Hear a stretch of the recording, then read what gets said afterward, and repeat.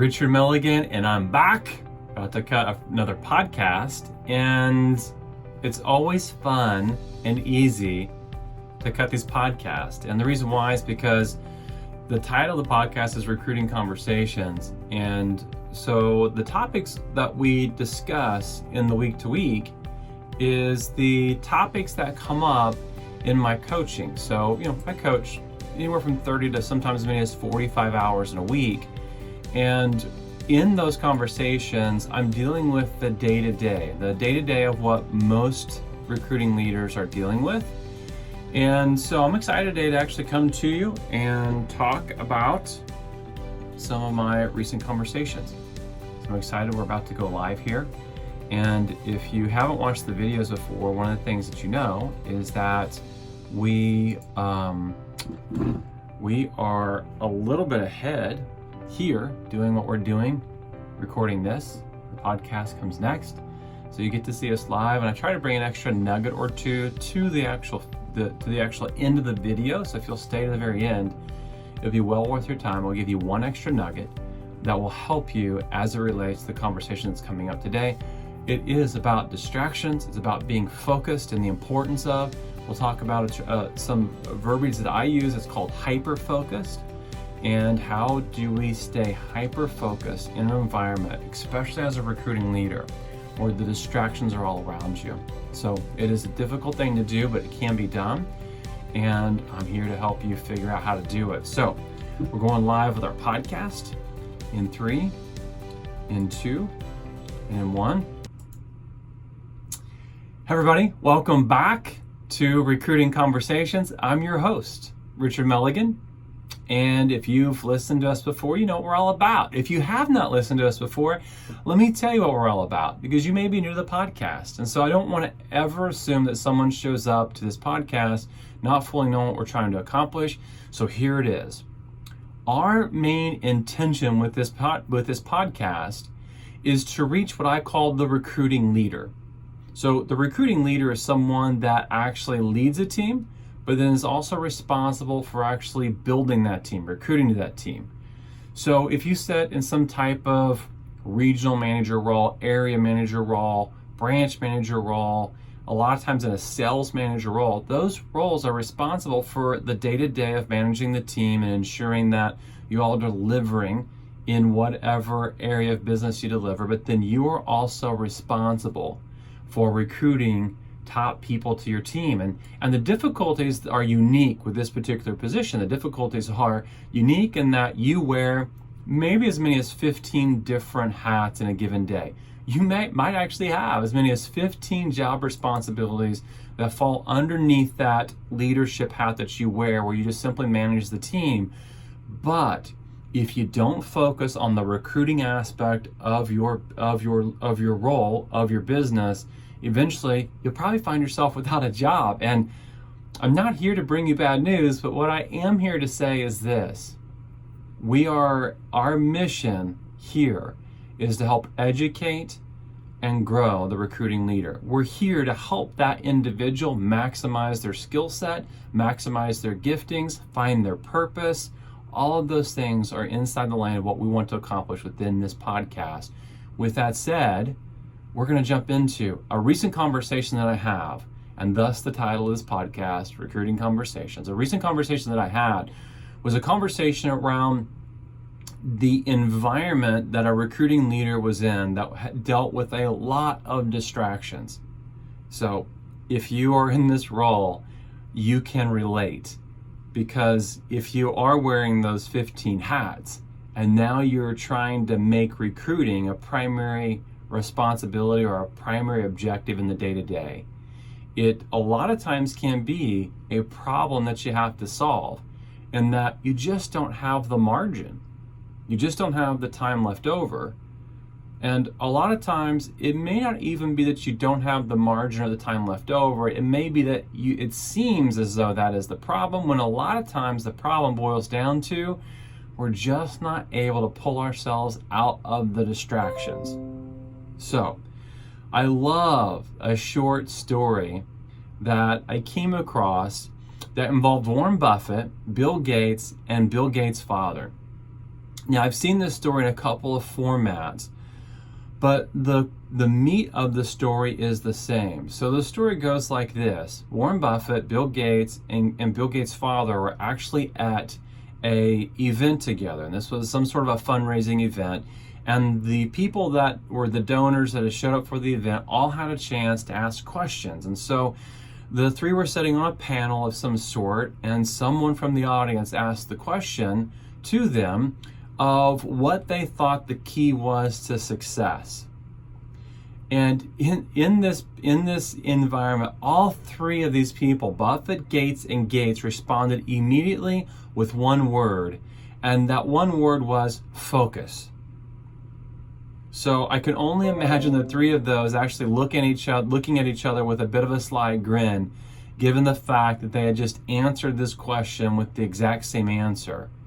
But the fact that it was spontaneous and completely unplanned tells you a lot about the real response that they gave and the reason why they gave it, knowing what they knew as individuals who had been extremely successful in their career. And it's that focus is not just important, but focus is imperative if you're going to be a successful recruiting leader. So let me give you some ideas around how I coach people in this area and around this area. The struggle is that the recruiting leader is typically an extremely ambitious individual. A lot of times we end up in this role as a recruiter/leader, because of all the wins and the successes that we've had in our career. So if we look at the profile of this individual, they're extremely reliable, they are extremely ambitious, the intangibles are on overflow and overload. And so this individual a lot of times creates an enormous workload, but here's the one thing. I learned at a young age that when you show yourself responsible, you actually get more responsibility. And that's a true statement, yes or yes. If you've ever one day come to work and realize you got a new project on your plate, or you've got somebody underneath your wing that you're going to need to coach now, or I'll give you a perfect example in my own life. As I began to have success on the recruiting side, the organization that I was with actually began to fly other leaders into my market to sit with me for 3 to 5 days, because they wanted people that were struggling in a similar role as me to be able to understand what I was doing so they could take it back and apply it to their own business. So by simply being successful, I got more responsibility, and that responsibility entailed me actually taking people under my wing and to some degree mentoring them. So because I know what that looks like and I know where you're at, a lot of times these larger ambitions to build a bigger team can actually be counterproductive to actually accomplishing those ambitions, because our plates are already full. So I like to use this term, what I call hyper-focus. Okay, now the term hyper-focus, if you want to actually go and look at the definition of what the word hyper means, the word hyper means doing things excessively or above normal. Okay, so I think of the word focus, and then when I think of I've got to be focused, excessively focused, or I have to be so focused that it's beyond normal focus, then you can understand what it's going to take for you to actually be successful in a recruiting leader role. Hyper-focus. Now, with this said, there's other variables in play. Okay, the other variables are this, and let's just go back through some of these variables that we've already lined up. You're someone who probably has a lot on your plate because you've shown yourself responsible, and so you've got more responsibility. You're leading and managing a team. You're ambitious, and so in that ambition, you've got some really big goals and things that you want to accomplish that also increases the amount of work that you're doing. Okay, so all of this is in play, and so you have this overflow, no doubt, of things that you're doing, but you're also doing it today in a unique environment. So let's just talk about that environment. because we're talking about a different world than we lived in maybe 10 years ago. Okay? When I realize, like, I'm in the middle of this podcast, I'm doing this podcast in a studio where I've got a laptop open, and if you noticed early on in the podcast, you heard dinging. And the reason why you heard dinging is because I can't get away from my digital notifications, just like you can't get away from your digital notifications. You're right? Like, I have things dinging. I don't even know what's dinging, but it's like my calendar, it's my iPhone, it's, my email, it's my LinkedIn, it's my Facebook, it's my Voxer where people have access to me, it's my calendar on my iPhone versus my calendar on my desktop. It's on and on and on and on. The things that are distracting you in terms of these digital notifications that we didn't have to deal with 10 years ago. You had, I remember getting into business in the mid-90s, and the number one training program that the organization I went to work for, the first thing they put you through was Franklin Covey planner training. And those of you that are probably in your mid 40s or older will this will be one of those moments like, oh yeah, I forgot about Franklin Covey planner training. Our calendars used to be 100% paper, and then along comes Outlook, and then along comes smartphones, and today just simply the digital notifications that follow us everywhere we go are excessive, and those are distractions in themselves. And then you add these other cool pieces of technology like social media, like YouTube, these other places where they're portals where we can actually get lost that are distractions as well. Not just that, but I've got multiple apps on my phone that I actually do need, right, that are distractions as well. And so as we begin to get into some of these pieces, there's probably never been a more crucial time in the history of the world for leaders to be ridiculously focused in order to accomplish their goals. Okay, to be this excessively focused, this hyper focus. So I'm going to give you 3 ideas that are going to help you move towards being hyper focused, okay? These are very simplistic, they're very practical, and these work for me all the time. Number 1, you gotta reduce the noise. And you're thinking to yourself, well, that seems pretty obvious, Milligan, right? Because you just described all these things, but how do we reduce the noise? So I have a play in my recruiting leader playbook that ultimately changed the trajectory of my career. So one of the things that I would do is I would leave my office and I would leave my work. Now when I would say I would leave my office, leave my work, I would get away from my phone. I would get away from my voicemail, my text messaging, my Outlook, my iPhone. I would get away from these things for several days at a time so that I could move through some of the larger projects that I identified as being critical to my business. Now I call these sprints. These are short windows of time, maybe 2 to 3 days, where I go off the grid and I move through a project that I've identified as being critical to my business. So the question is this: are you willing to disappear momentarily if necessary? Okay, and then if you are, what do you need to do in order to do that? That can be part of this reducing the noise. Yes, turning your notifications off, that can help. Yes, only responding to email in certain windows of time can help. But a lot of times, if you're going to move the needle on your business dramatically, you're going to have to even just get outside the noise and turn off the noise. Okay, so number 1, we're going to reduce the noise. And inside of that first piece there, we understand that at points in our year, we're going to completely disappear in order to move the needle on our business, okay? That's number 1. The second part is this: we're going to prioritize what is most important.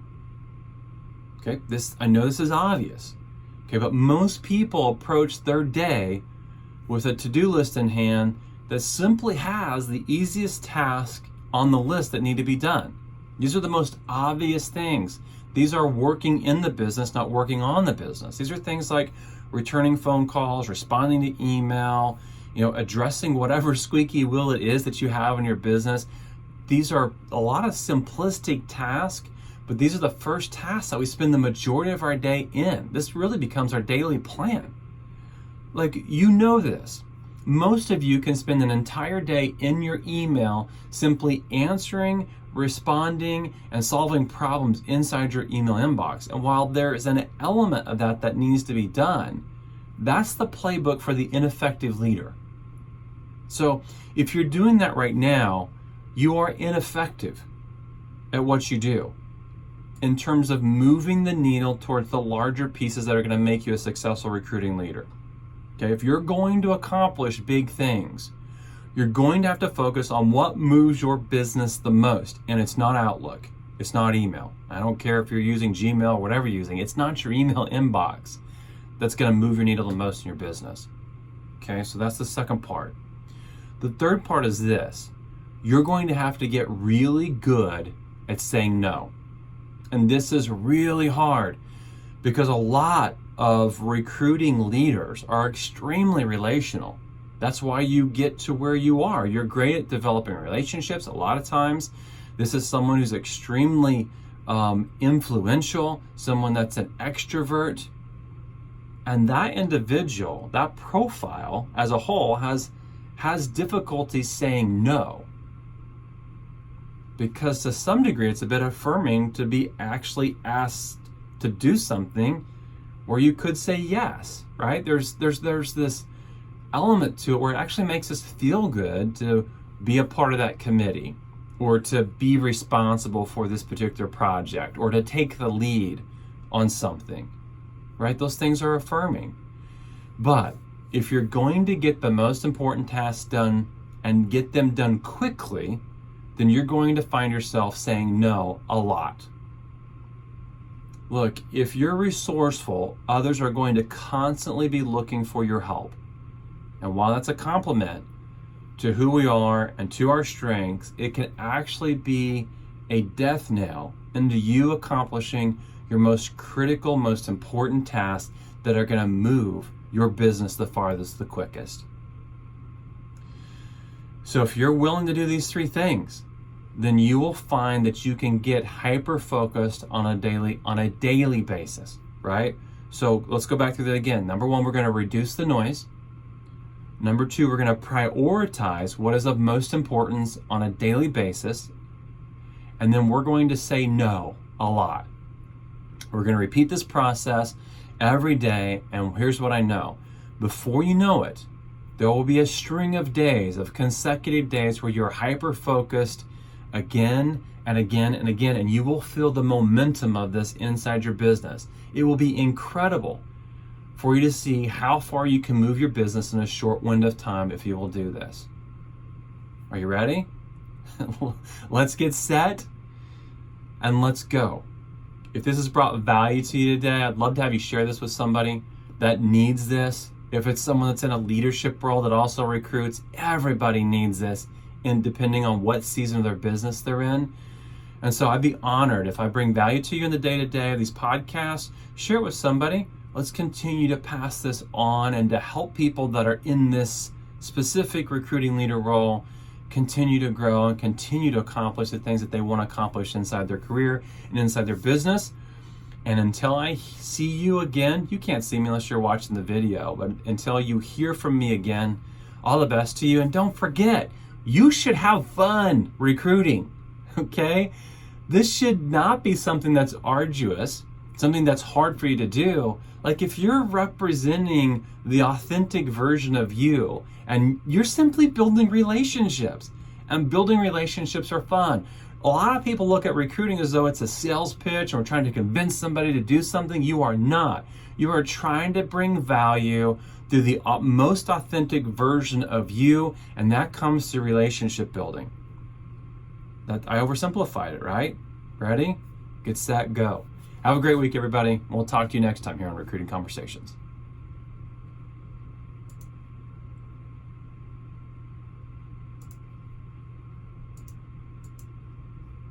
I was having a hard time finding the buttons. You ever do that? Like, where are the buttons, everybody? Having a hard time finding the buttons over here. I found the buttons and now I'm back, okay? So very practical advice for you to follow those three steps. I like to call that getting off the grid idea, I like to call that idea sprint. Okay, so a lot of times business is going to be filled with what I call seasons those who move the needle in their business the most, the quickest, typically follow a sprint mindset. The sprint mindset says this, is that if I get away from all these distractions and I focus on this one thing, whatever the largest problem is inside your business, if I focus on this one thing, then I can move the needle and get incrementally better. And if you are constantly getting incrementally better, then you get to a place where you can build an incredible book of business, an incredible team, an incredible culture in a relatively short window of time. I know this. We are typically the ceiling to our own success. I think Stephen Covey had that in the 21 irrefutable laws of success. I think one of those laws might have been the law of the lid, which is that we are the lid to our own wins, to our own success as leaders, okay? If you will only think of this in terms of incremental improvement, and you're constantly looking to improve your systems, to improve your leadership, to develop new strategies, to innovate, to think like a marketer, all of these things are things that great leaders do, because they understand those are hats that they have to wear. If you will always look at these as sprints of going and getting better in these particular areas, then you can become a dominant recruiting leader in your market, no matter what industry you're in. I believe that. Thanks for joining me. I appreciate it. I look forward to joining you again next time on one of these videos here. And hit me up on LinkedIn, hit me up on Instagram, hit me up on Facebook. If you want to enter I got a closed Facebook group where I invite people in. I provide some specific things of value there that I don't send anywhere else. Would love to have you join. That's called Recruiting Conversations, a mastermind group. And so you can join us there on Facebook as well. Would love to have you. And until I see you again, I can't see you. Until you see me again, all the best to you. And we look forward to seeing you next time. Thanks so much, everybody.